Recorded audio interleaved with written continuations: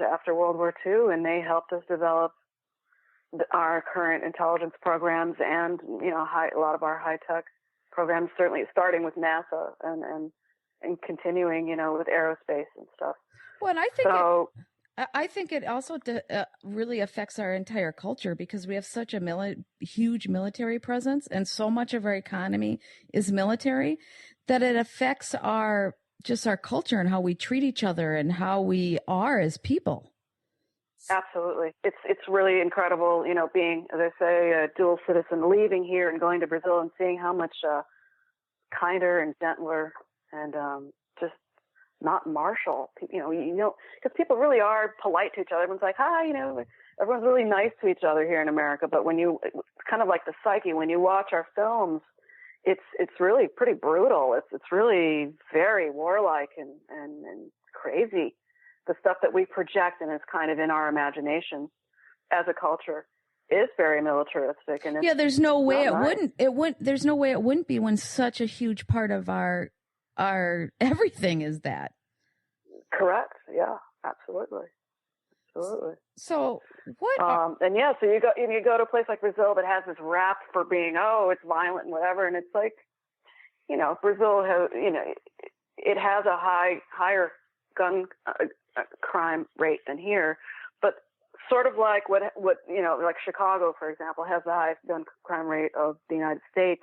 But if you go to Chicago, it's kind of like Disneyland. I mean, it's like the cleanest, most highly functioning looking city, I think, that I've ever seen in America.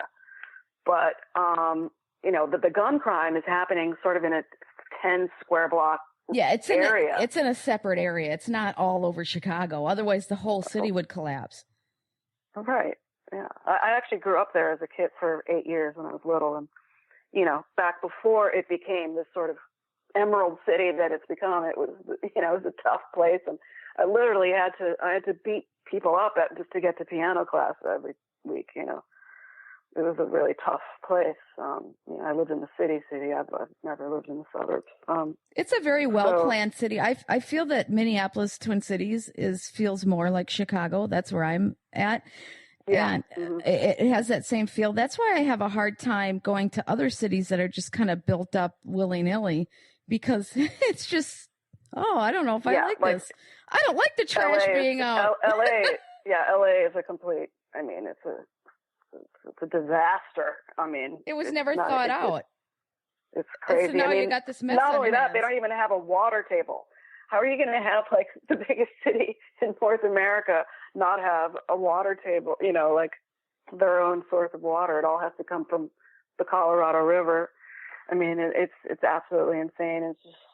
It's the traffic, and it's a complete mess. And then New York, it might have worked in the 17th and 18th centuries, and then maybe even the 20th, but now in the 21st, it's a mess over there. It's a mess. My show airs out of New York and Rhode Island and Connecticut, so it airs there.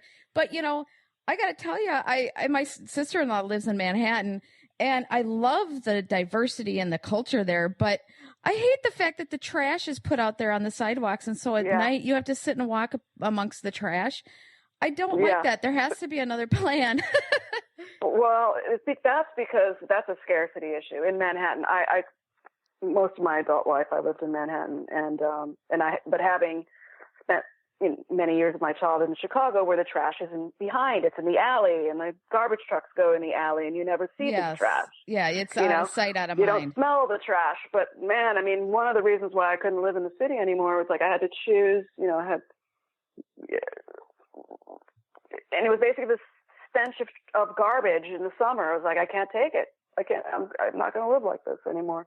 But there's so much cultural diversity. It makes it amazing. Oh, it's amazing. I love New York.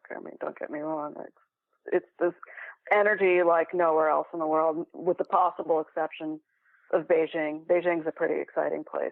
Well, Hong Kong is like Dubai, where it's built out in 2 decades. They got this major metropolitan area that wasn't there before. It's unbelievable. Well, it was there. I was there actually in the 80s, and it was already it was a major was very crowded, But not like it. I mean, it probably since the 70s. Now it's like it's like on top, buildings on top of buildings. It's incredible. And in Dubai, in the 70s, it was a desert. Now it's like. I landed there in the 80s on the way to Hong Kong, and there was nothing there. Yeah. There was nothing there. Now it's incredible. Yeah. But all those buildings, they don't have plumbing. Have you seen that story? That's a thing you see on the internet and not in the mainstream, is that there are trucks that come and pump out those buildings and take the sewage away. You're kidding me. They do not have a sewage system. Oh, well, I don't know. They're going to have a nightmare there, because we were there last for the New Year's, and I couldn't believe the building after building after building that was built, and I don't know where all these people are going to come from. I just thought it was the size of Chicago, but just building after building of empty building that they were building. Wow, that's crazy. It was. I'm not really sure what that's all about. There's something. It's like the ghost cities of China. I'm not really sure what's really going on. Now that's an interesting story. Yeah. Well, so your ghost cities of China. Yeah, that's just incredible. But your network it's incredible. Your website, I went to it, and you have all these different topics. You pretty much are the complete alternative media site as far as all the different topics that people want to see. And right. It's the alternative everything. It's not just politics. Right now, politics is kind of, you can't get away from it. It's hard to get away from the tractor beam of the whole Hillary thing right now. But I do, when it's normal, when it's not a presidential election, I cover basically every alternative thing, and it's alternative medicine, alternative energy, basically alternative everything.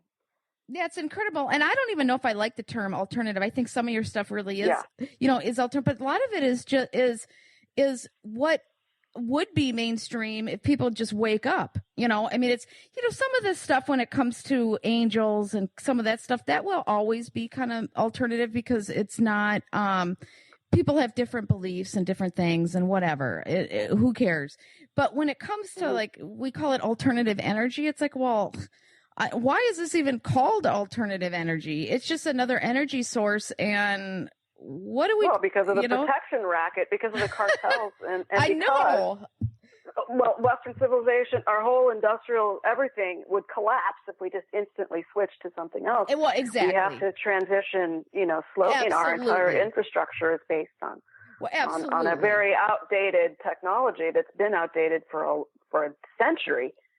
But then the greedy people who wanted to maintain it the way it was have bribed and done whatever they had to do, strong-armed, caused wars, what have you, to maintain, the hydrocarbon paradigm in place. And that's, it's really not about the global warming thing for me, because I've looked at it and I've studied it. There have been 4 distinct climactic eras since the Holocene, since our current interglacial Holocene epoch began about 11,500 years ago.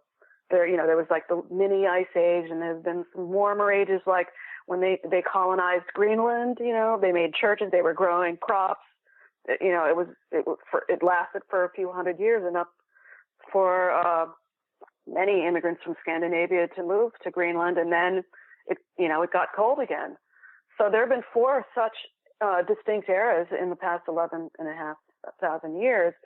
And what may be happening right now just could be another one of those fluctuations, because there are forces that are so much bigger, than. Yes, I do think that we're raping the planet, and we need to manage that.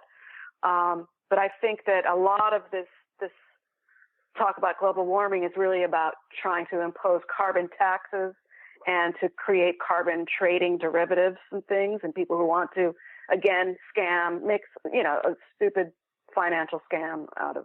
Well, yeah, and I've heard a lot of that too. And there's a huge argument. And the main thing is really the toxicity of petroleum being everywhere. That's bad for the There's planet. a different, exactly. To blame global warming for it, I don't know, because like I said, we've had 4 climactic eras. We are polluting recently, ourselves. So. We are creating toxins. Definitely. But are we warming the planet? I don't know. Yeah. Right. Well, so what are the future plans for your network? Because it's an incredible array of a lot of great information. Well, right now, I've really noticed the site has always had it's always been driven so much by my subscribers and the information that they send me. And it's like I'm in a massive conversation with all of these people. And I recently, I don't know, about 6 months ago, started a comment section. And right now, even migrating it to the new platform, it's become more robust. And I'm seeing so much intelligent commentary in the comments section that we're going to add a user submitted article section. Oh, fantastic! Readers to submit their own content and to give them a chance to give more current, more obscure, and more forbidden knowledge. So that's one thing. We're going to add a forum, which is sort of a different sort of platform than articles, and just to get more engagement that way. Because it's sort of something I've been having to deal with in my personal emails, and it's like maybe I should sort of outsource this to a forum instead. Oh, absolutely. And let everyone talk amongst themselves. Exactly. 15 hours a day, 7 days a week. It's after 6 years, it's kind of getting old now. Well, plus people learn so much. I do come from a film background, and it was always my plan to start producing original content. And now I have a marketing partner who's going to help me with that.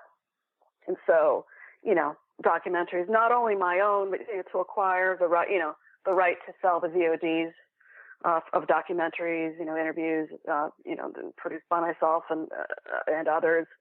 And so those are the main things. And then what else? We're going to be selling selectively, like interesting alternative energy sort of devices, things that are of interest to my particular demographic. I have a lot of physicians. I have a lot of engineers, and so there'll be sort of like, and a lot of alternative health practitioners. So there'll be, sort of, cool anti-aging products, things that come from, because I have some of the top people in that field, like Dr. Ron Klatt. I mean, maybe you're not supposed to talk about who your subscribers are, but I'm going to be having, him on doing podcasts with me. So he's been a fan since 2010, and many others like him. And then other people who are pretty big in the alternative energy fields.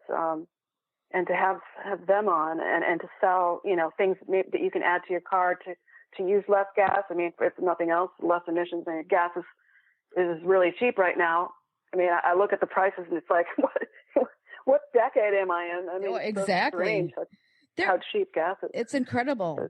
There's a story I did on Endless Battery, and they are in the middle of production on it. And if you get a chance, listen to that show.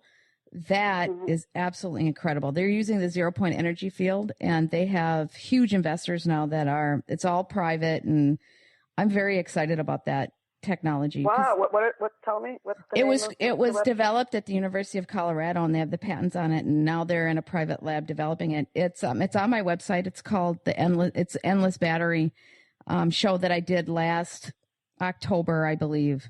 I'll send you the link. It's an incredible technology. Cool. I'm definitely going to look into that. That's totally up my alley and the kind of story. Absolutely. I'll tell you a little bit more about it off air, but it's incredible. Mm-hmm. So I'm going to have all your information on my site, and so people can go there and see all the fascinating stuff that you have. So I appreciate so much you joining me today. Oh, thank you, Sarah. Thank you so much for having me. It's been great chatting with you. Yeah, you're fun. And that's all the time we have today. If you want to hear the remainder of this interview, you can hear it on podcasts. It's on over 90 plus different podcast channels. So your favorite podcast channel should be carrying it. If not, tell them to carry the show. And I'm sure that they will add it if enough people tell them to carry it. Even just one person, they probably would add it. Also, I want to remind you, you can always go to my website to get it at sarahwestall.com. Please, when you're there, like the Facebook page, follow me on Twitter, and also sign up for the newsletter. You won't get bombarded with email about